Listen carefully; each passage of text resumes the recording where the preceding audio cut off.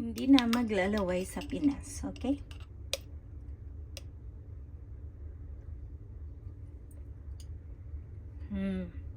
The best.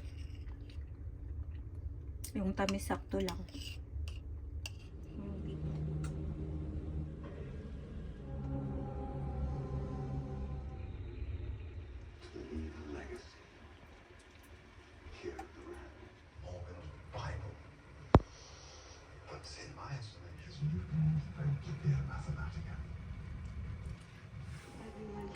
Jackfruit, fresh from the can.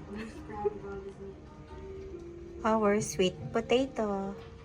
For now, Indian banana na muna tayo. Kasi limited yung ingredients natin dito sa bansa natin.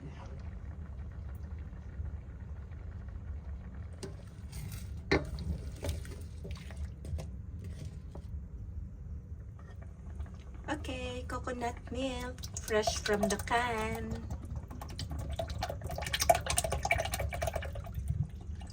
Any coconut milk, your choice.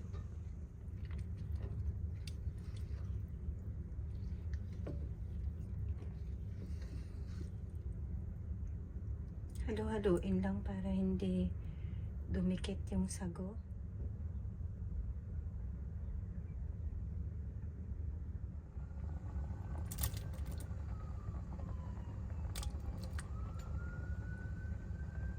Mix and mix.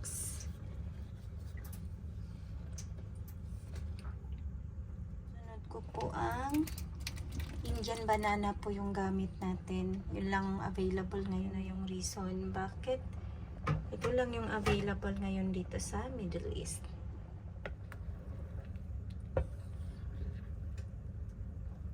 Mix lang po natin. Pagsabayan na natin, i-add ko na din po yung mga rice balls.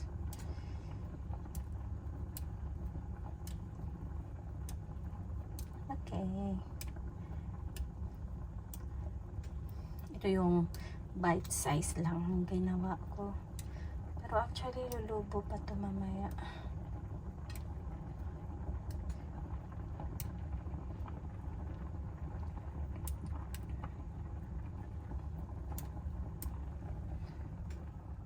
Low fire lang po tayo habang nag-a-add ng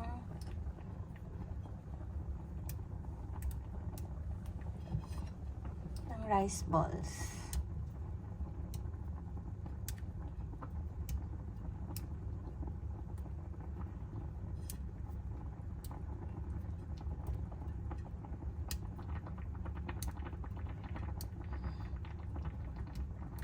Okay, yan. Tsura na siyang ano. Ewan, iba talaga yung ano. Kahit nasa ibang bansa ka na, naluluto mo pa rin yung mga pagkain kinagisnan natin, lalo na sa Holy Week. Actually, kahit hindi Holy Week, cravings pa rin namin to. Ako, lalo na ako, mahilig ako sa kakanin. Sana ganun din po kayo. Comment down below kung mahilig din po kayo sa kakanin tulad ko. Muna natin.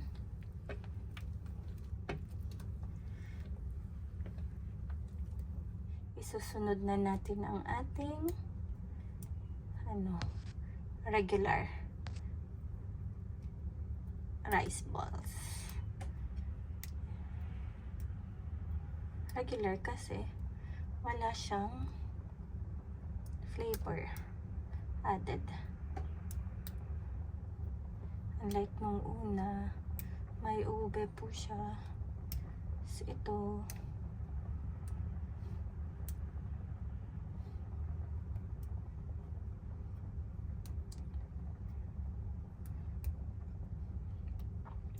sa Pinas parang tapos na sila sa cravings nila sa binignetor bilo-bilo. Ako ngayon pa lang nakapagluto kasi ngayon lang yung off ko. Ay, hindi pala. Off din po ako kahapong Thursday. Kaso, fishing is life. Chika-chika lang tayo. At ako ay mag-isa lang sa bahay. Yan. Mix na natin. Feeling ko special yung gawa ko today. Kaya gumawa ko ng long video. Feeling ko lang ha. For me, special na to. Ewan ko sa iba dyan. Kaliwali iba. Basta happy ka sa ginagawa mo. Go! Chika tayo, may natira pa pala. Ano lang to, yung glutinous rice flour, 500 grams. Tapos sinati ko para sa regular at OV flavored. Okay.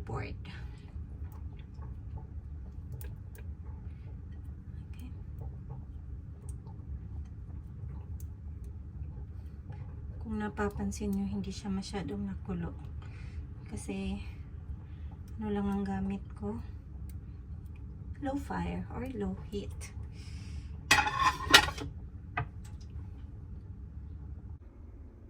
Isusunod ko to sa pag lagay doon sa bilo-bilo or binignit. Mas ko to. Ewan ko, tested ko na tong Tidy Light. So, preferred ko siya.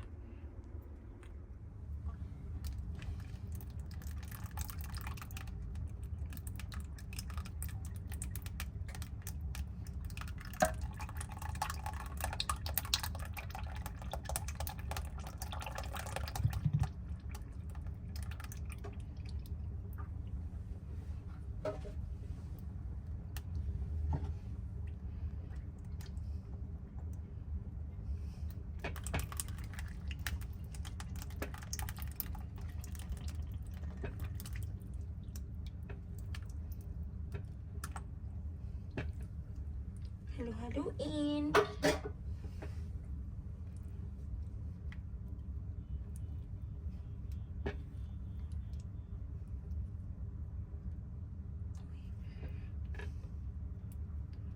Nadudurog yung iba kong rice balls. Mahilig kasi ako maghalo-halo. Palutuin muna natin bago halo-haloin. Takpan muna natin at hintayin kumulo.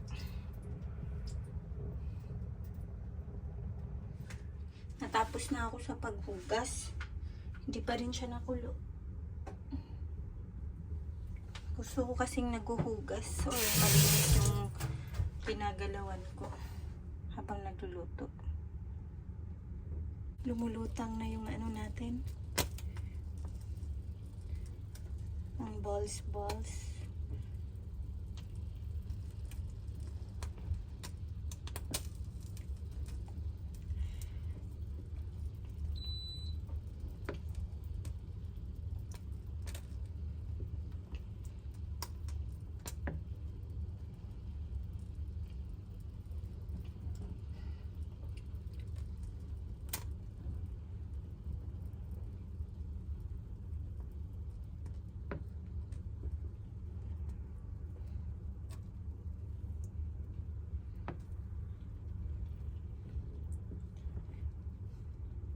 I'm not sure kung bite size pa tong ko.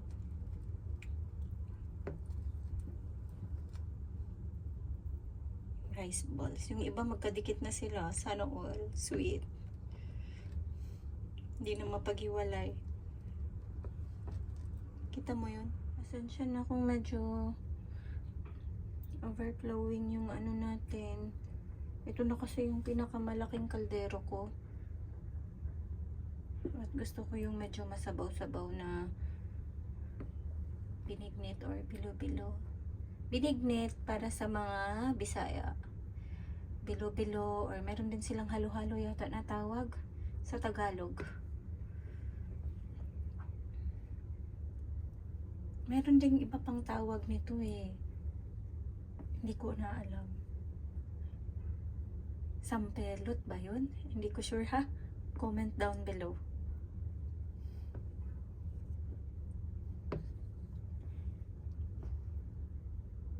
Ito na siya magkadikit. Sana all. Paghiwalayin natin yan since bitter tayo.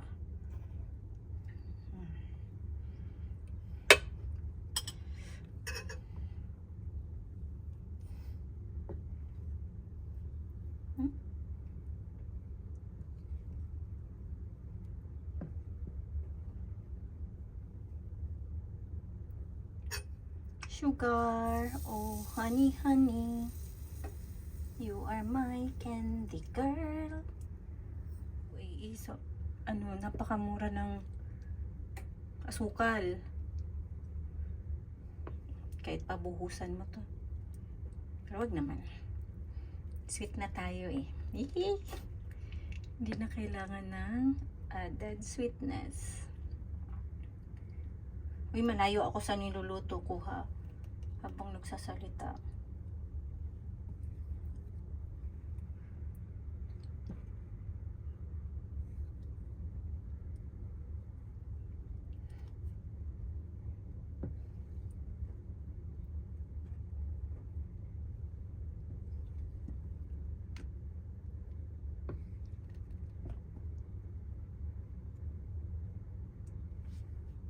Tikman natin. Kahit sa konti. Tip din. Ewan ko, natutunan ko lang din to sa lola ko. Pag nagluluto kami dati ng ganitong binignit or whatever, inalagyan namin ng kunting salt. So, maglagay tayo ng kunting salt. Siguro mga 1 teaspoon.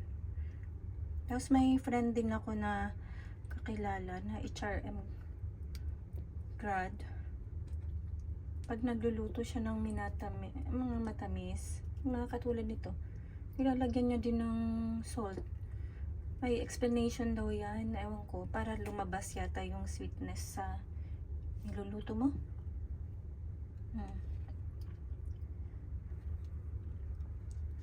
Okay. Sana, effective to.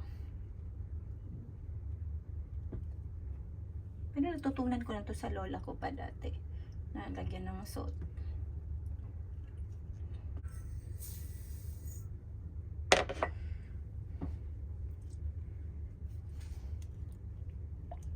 Dinagdagan ko ng sugar.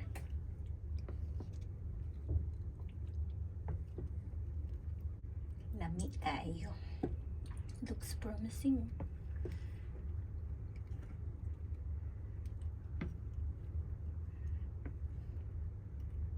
Shout out sa mga taga Mindanao, sa Davao. Yan, binignit in the house.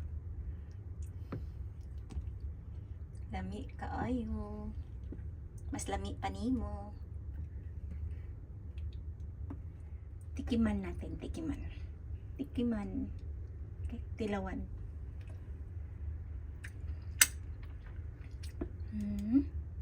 Kulang pa sa sweetness.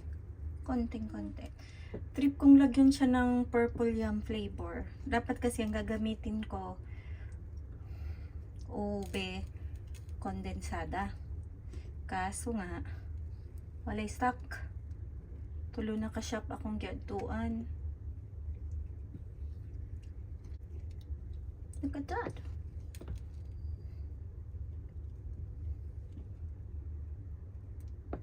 Bilo-bilo.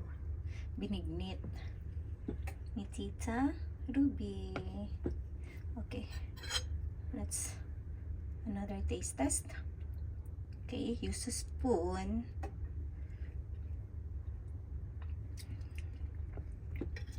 Enough na. Enough na. Enough na yung katamis, yung saktong hindi tayo mapuputulan ng paa. Kaway-kaway sa mga diabetic o mga may maintenance dyan. Excited ako sa niluluto ko, promise. Look. Oh, look at that.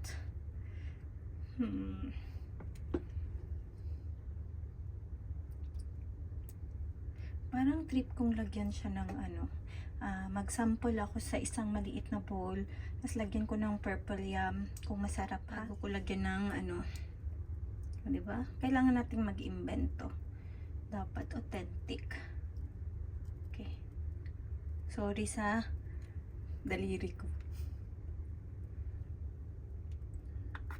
Then, ito yung ano, nilagyan ko ng purple yam kasi failed yung plano kong kondensada sana eh. Pwede siguro. Natin.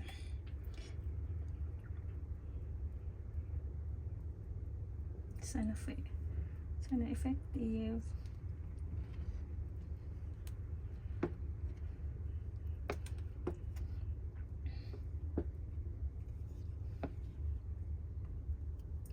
Special to. Dandahan na yung salita natin. Baka tayo ay mag-showering. Look at that. It is special. It is Tita Ruby's binignit. Tita Ruby, Mami Yobes, whatever you can call me.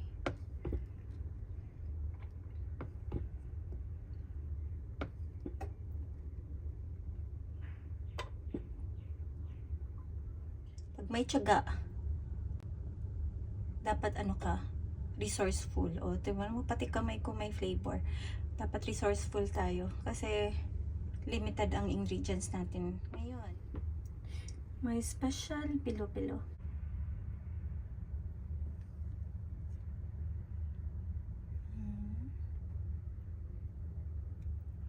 Dinagdagan ko pa ng kulay ha.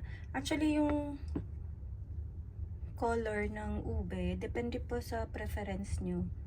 Medyo na, ano kasi ako, parang anemic pa yung dating. Anemic.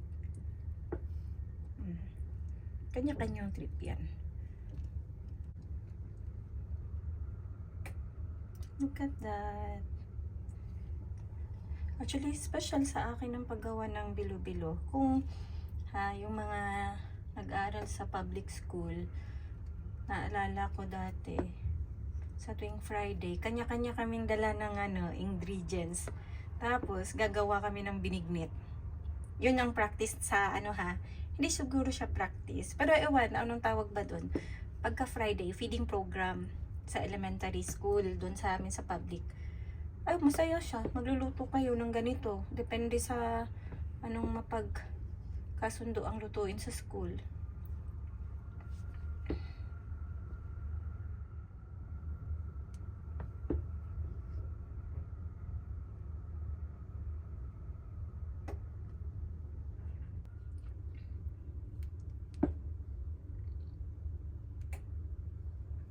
It's sticky man time.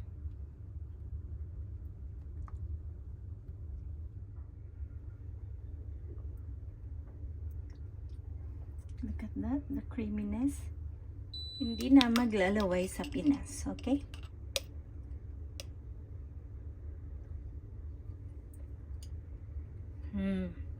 The best. Yung tamis sakto lang. Yung tipong hindi